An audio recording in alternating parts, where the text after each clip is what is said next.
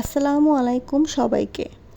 আজকে আমি খুব সহজভাবে ট্রেডিং সেশন কী এবং কেন এটা গুরুত্বপূর্ণ সেটা বুঝিয়ে বলবো। আপনি যদি ট্রেডিংয়ে নতুন হন তাহলে এটা অবশ্যই জানা দরকার। ট্রেডিংয়ে নতুন তাহলে ট্রেডিং সেশন না জানলে চলবে না। ফরেক্স মার্কেট 24 ঘন্টা চলে আর এটা 4টা সেশনে ভাগ করা।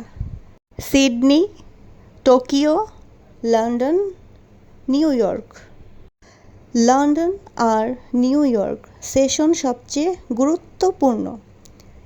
এই সময়ে মার্কেট সবচেয়ে বেশি মুভ করে, specially London plus New York overlap, high volatility best opportunity.